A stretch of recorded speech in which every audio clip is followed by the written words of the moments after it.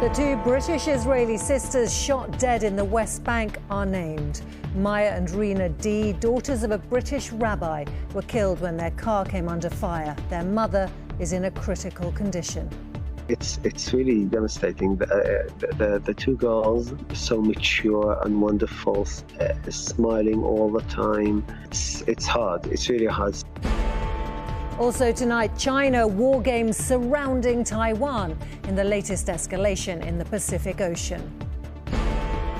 Manchester City trumped Southampton to close the gap at the top, and they emailed me saying, "Do you want to come or not?"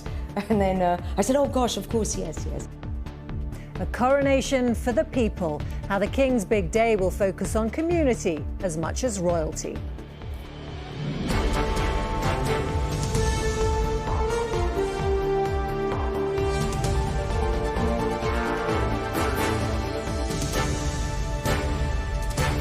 This is ITV News with Romilly Weeks.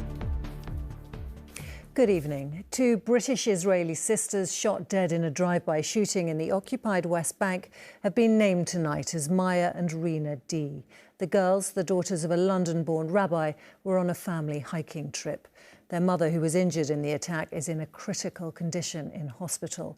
Meanwhile, it's thought that 3 more Britons were injured and an Italian man killed when a car rammed into a crowd in Tel Aviv. Ellie Pitt has this report. Maya and Rena D. were just 20 and 16 years old when they were shot and killed yesterday. The sisters had moved with their parents from London to an Israeli settlement on the West Bank, where their car was struck by gunfire. Their mother was also seriously hurt and airlifted to hospital. Tonight, the family's rabbi and close friend spoke of their loss.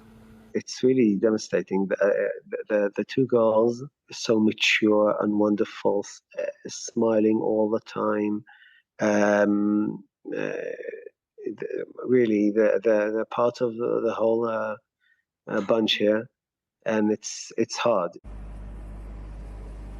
At protests over proposed changes to Israel's judicial system tonight, demonstrators were silent for the sisters and those caught up in a separate terror attack in Tel Aviv. An Italian tourist was killed and 3 Britons are believed to be injured after a car rammed into the group as they walked along the city's beach promenade last night.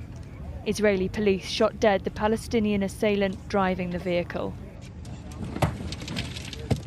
The Israeli Prime Minister told his country today, "At these moments, our forces are operating in the field in hot pursuit of the terrorists. It is only a matter of time, and not much time, that we will hold them accountable."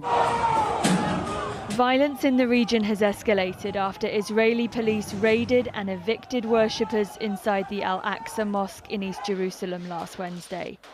The area has religious significance in both Judaism and Islam, and tensions are high as Jews celebrate Passover while Muslims mark the holy month of Ramadan. In response, 34 rockets were fired into Israel from Lebanon, the most in 17 years.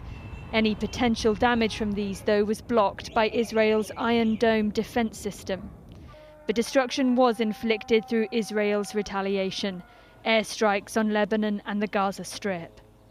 Tonight there are tributes for a tourist who won't be going home, and for the sisters whose lives have been taken, as the international community calls for calm for the rest of the religious holidays. Ellie Pitt, ITV News. In the last few minutes, Labour has released its latest broadside against the government's record on crime. Our political correspondent Tom Sheldrick is here. Tom, this comes after a personal attack on the Prime Minister, which didn't sit well with some Labour MPs. What's the party saying now?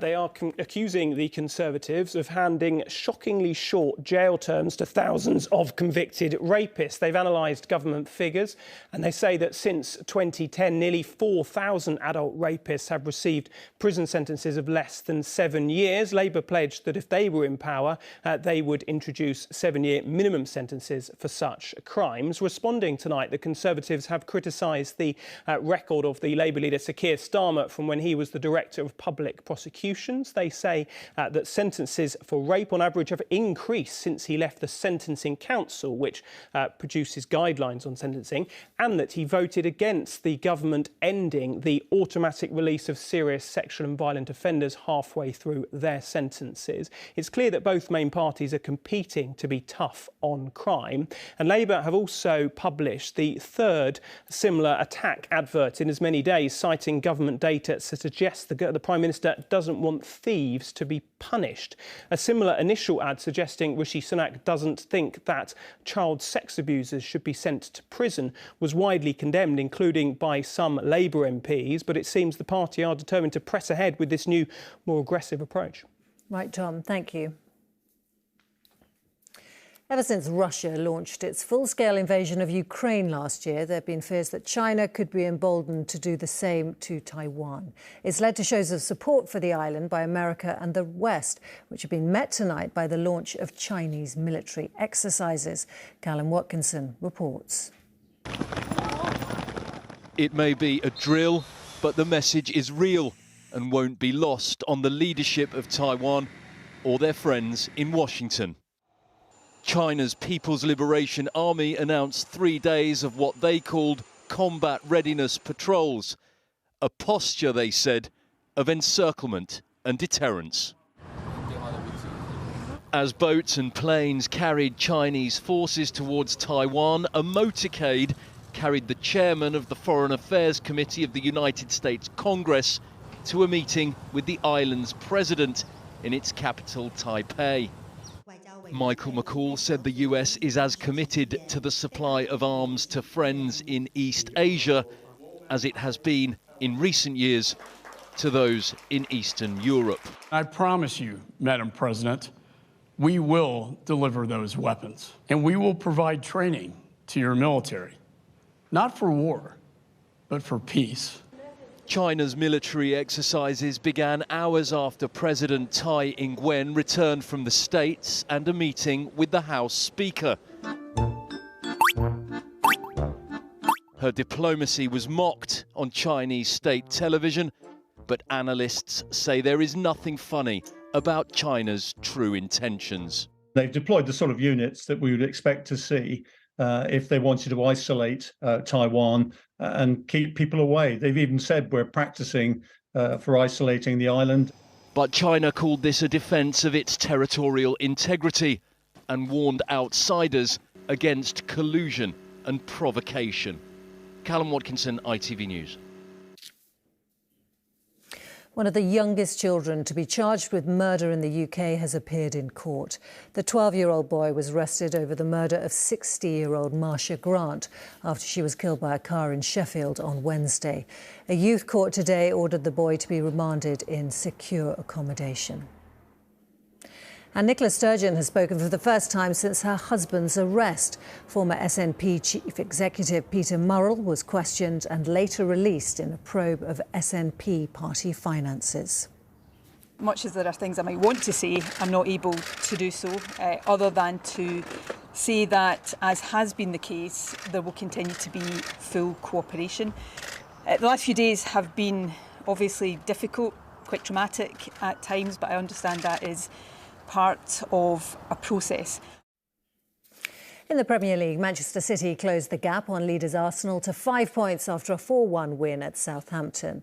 The defeat for the Saints leaves them stuck at the bottom, while Everton's chances of avoiding relegation were also damaged after losing 2-0 to Manchester United. Chris Scudder was watching. Everton's 69-year hold on a place in the top division of English football has rarely looked more perilous than it does now.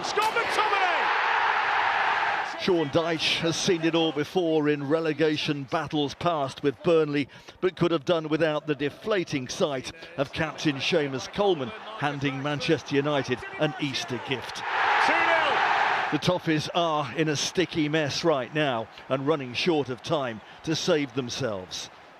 Southampton's need for points is even greater. Rock bottom for the visit of title-chasing Man City. The last thing they needed was coming up against the unstoppable Erling Haaland. This was Premier League goal number 29 for the season. If that was the sign for City to let their hair down, they did it with a flourish. Jack Grealish scored a second, all while keeping his Alice band in place, and was then the architect for the man of the moment. Who else but Haaland? Haaland is there again! Goal number 30, and there haven't been many more spectacular. Chris Scudder, ITV News. Meanwhile, two future kings, Prince George and his father Prince William, were in the stands to see their team, Aston Villa, win 2-0 over Nottingham Forest. And we learnt today that the common touch they share with King Charles will be very much on show at his coronation next month. Almost half the invitations have gone to charities and to local heroes who've been recognised for their community spirit. Layla Hayes went to meet some of them. Crowds have waited for this moment as the golden coach appears in view for the first time. It's been 70 years since the last coronation of a British monarch. Watching on was a young Prince Charles with a glimpse of his future. Now, just 4 weeks until he is crowned, the guests are being revealed. Among them, 850 community and charity workers from across the UK. I'm using chickpeas, which I've cooked. Chef Manju Mali received a British Empire Medal for her work teaching cookery online during the pandemic. She thought her invite was a hoax. I got an email, which was bizarre. I thought it would be an embossed letter through the post, and I left it. But there was a deadline to respond to the invite, and they emailed me saying, "Do you want to come or not?" And then I said, "Oh gosh, of course, yes, that's it." And that's how I found out about it. The coronation will take place here at Westminster Abbey on May the 6th. And in a break with tradition, there will be less space for dignitaries and heads of state. Instead, hundreds of community heroes will be here for a more inclusive affair. As a 15-year-old with leukemia, Sahil Usman spent lockdown delivering hampers to residents in Blackburn. He's now also been invited to the coronation. A proud moment because it's like I've been recognised for all the work that I've done, but that's motivating me now to do more. The preparations for the coronation have already begun, and though much of the pomp and ceremony will remain, it's clear the King wants to do things his way. Layla Hayes, ITV News. That's an invitation you want to reply to. And that is it for tonight. The weather forecast is next. But from all of us on the Weekend News team, thanks very much for watching and have a good night.